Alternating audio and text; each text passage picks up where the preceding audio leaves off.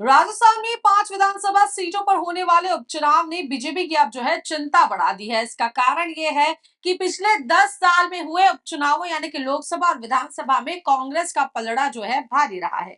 कांग्रेस सत्ता में हो या विपक्ष में, वो उपचुनावों में भाजपा से बेहतर प्रदर्शन करती आई है। वर्ष 2014 से 2024 के बीच अब तक विधानसभा की 17 सीटों पर उपचुनाव में से कांग्रेस ने 12 पर जीत जो है दर्ज की है। लोकसभा की दोनों सीटों जिसमें अलवर और अजमेर पर भी उपचुनाव में कब्जा बनाया है।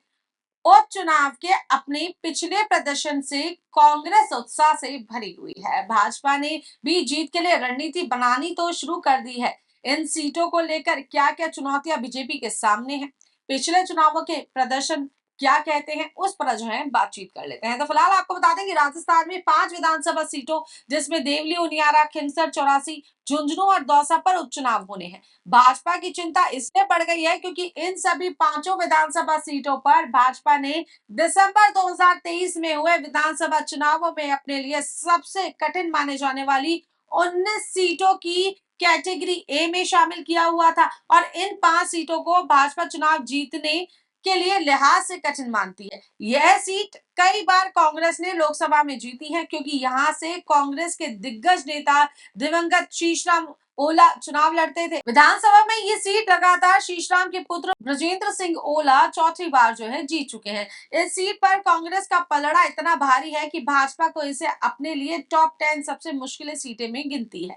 अब पायलट समर्थक माने जाने वाले ओला सांसद चुने गए हैं और आपको बता दें कि ऐसे में यह सीट भी भाजपा के लिए बेहद कठिन है। यह सीट राष्ट्रीय लोकतांत्रिक पार्टी के संयोजक हनुमान बेनीवाल का गढ़ मानी जाती है और बेनीवाल यहां से विधायक का चुनाव लगातार 4 बार जीत चुके हैं। जी हाँ, 2 बार बेनीवाल नागौर से सांसद रह चुके हैं। खिमसर विधानसभा नागौर संसदीय क्षेत्र में ही आती है और यहाँ मुस्लिम और जाट मतदाताओं का बाहुल्य है। जी हाँ, दोनों ही अगर वर्गों में बेनीवाल का जबरदस्त प्रभाव माना जाता है और इसी के चलते भाजपा के लिए यह सीट कठिन बनी हुई है। हालांकि अभी तक यह साफ नहीं हुआ पाया है कि कांग्रेस उपचुनाव में भी खिमसर पर बेनीवाल के साथ गठबंधन करेगी या अपना प्रत्याशी उतारेगी। यह सीट मीणा गुजर व मुस्लिम बाहुल्य वाली सीट ही मानी जाती है और यहाँ से कांग्रेस के मुरारी लाल मीणा लगातार 2 बार 2018 व 2023 में चुनाव जीते हैं। मीणा ने 2008 में भी यहाँ से चुनाव जीता था और उन्हें सचिन पायलट का कट्टर जो है समर्थक भी माना जाता है। इसलिए हर चुनाव में गुर्जर मतदाता भी मीणा के समर्थन में वोट करते हैं। वोटर्स के रुझान को देखते हुए सीट को भाजपा बहुत ज्यादा कठिन सीटों में गिनती है।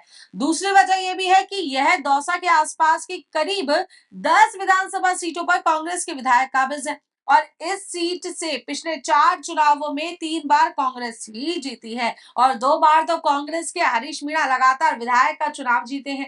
वे इस बार टोंक सवाई माधोपुर से सांसद बने हैं। इस क्षेत्र में मीणा मुस्लिम, गुर्जर और दलित मतदाताओं का बाहुल्य है और हरीश मीणा को सचिन पायलट का कट्टर जो है समर्थक माना जाता है। इसलिए भाजपा ने जब गुर्जर प्रत्याशी सुखबीर सिंह जौनपुरिया को मैदान में उतारा तब भी गुर्जर मतदाता मीणा के पक्ष में गए और इस सीट से विधानसभा में भाजपा ने गुर्जर आरक्षण के प्रणेता किरोड़ी सिंह बैंसला के पुत्र विजय बैंसला को टिकट दिया था। वो भी हरीश मीणा के सामने हार गए थे और मीणा गुर्जर व मुस्लिम कॉम्बिनेशन से यह सीट कांग्रेस के पक्ष में ज्यादा मजबूत जो है दिखाई देती है। बांसवाड़ा डूंगरपुर लोकसभा क्षेत्र में स्थित इस सीट पर लंबे अरसे से कांग्रेस का प्रभाव रहा है और पिछले 2 विधानसभा चुनावों में यहाँ आदिवासी समाज के तेज तर्रार नेता राजकुमार रौत ने जबरदस्त जीत दर्ज की है। रौत भारत आदिवासी पार्टी यानी कि बाप के प्रतिनिधि हैं जो अब सांसद चुने गए हैं। कांग्रेस ने उनके साथ गठबंधन किया था। अब उपचुनाव में कांग्रेस फिर से गठबंधन करना चाहती है।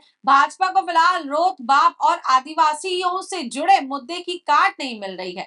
ऐसे में यह सीट भी बड़ी चुनौती है। इन सभी 5 सीटों पर मुस्लिम, जाट, मीणा और दलित मतदाताओं का बाहुल्य है और राजनीतिक जानकार मानते हैं कि राजस्थान में हुए पिछले 2 विधानसभा चुनावों में 2018 और 2023 की मैं बात कर रही हूं, इन मतदाताओं में समूह में भाजपा की बजाय कांग्रेस के पक्ष में ज्यादा मतदान किया है।